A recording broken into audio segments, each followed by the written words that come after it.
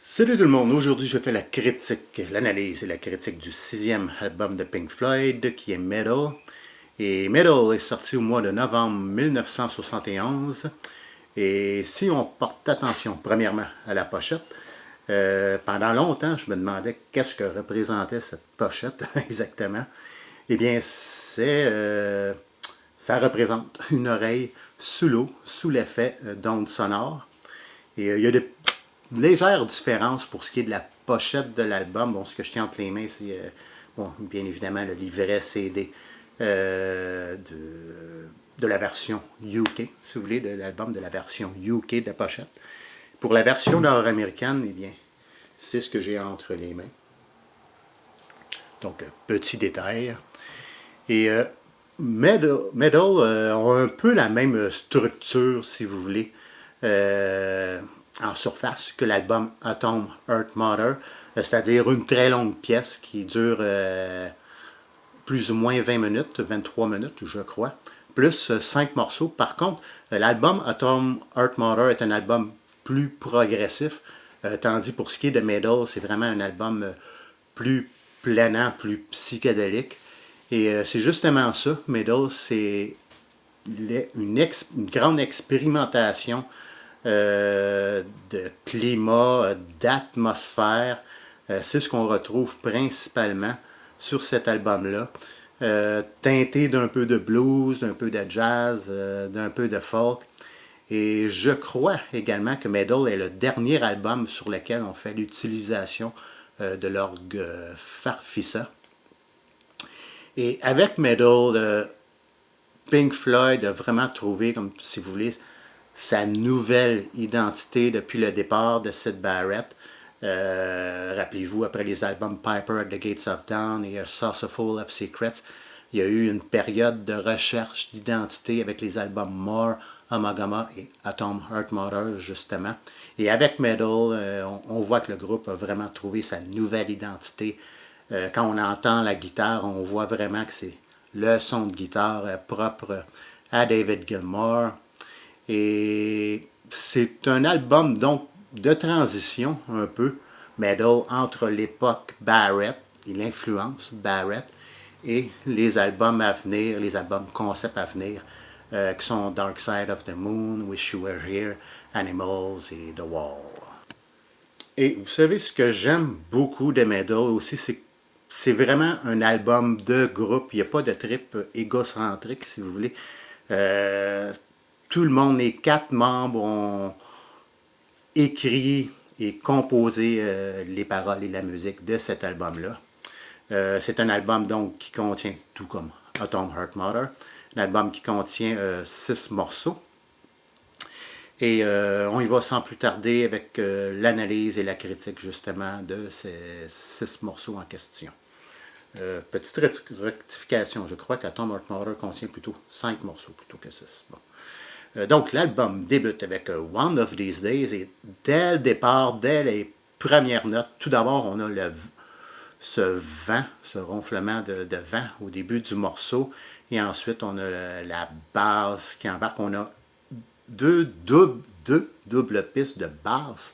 Une basse évidemment qui est jouée par Roger Waters et l'autre basse qui est jouée par David Gilmour. Et on a comme une espèce d'atmosphère inquiétante dans One of These Days. Et on a le clavier d'Eric Wright qui appuie très bien la basse et qui accentue, si vous voulez, ce climat inquiétant. Et c'est un grand morceau, c'est un classique, c'est définitivement un 10 sur 10 pour One of These Days. Morceau suivant, ou chanson suivante, si vous préférez, A Pillow of Winds.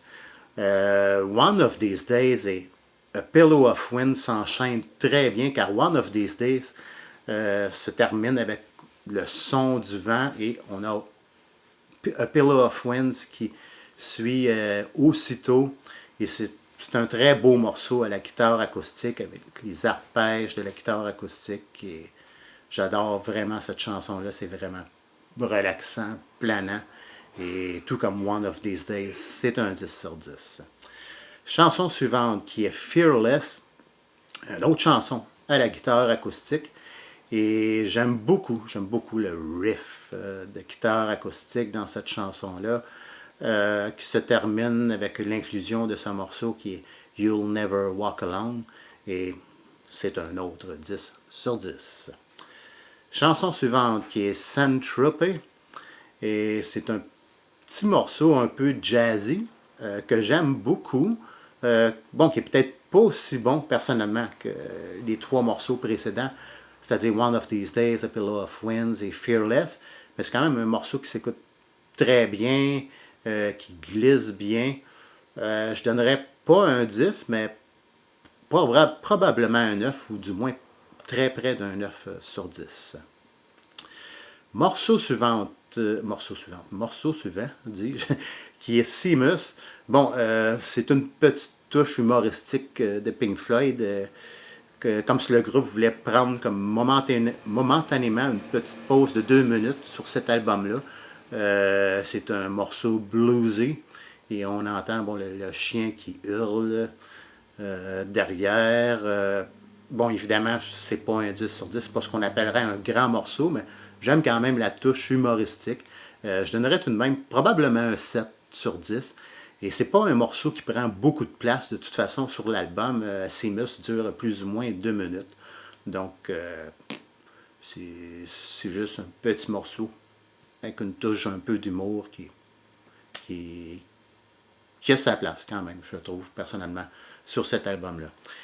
Et on arrive finalement avec la pièce maîtresse qui est Echoes.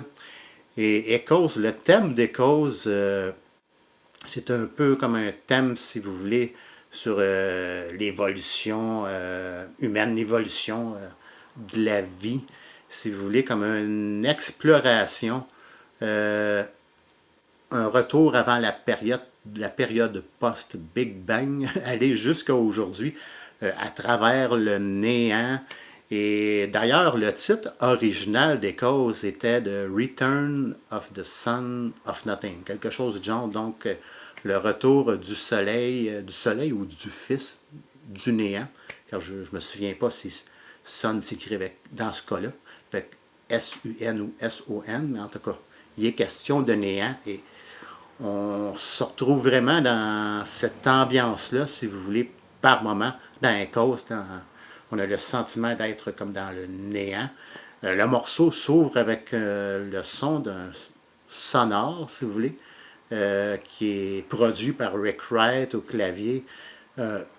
Ensuite, suit les paroles, évidemment, et c'est vraiment vers la moitié du morceau à peu près qu'on entre vraiment dans une atmosphère très ambiante.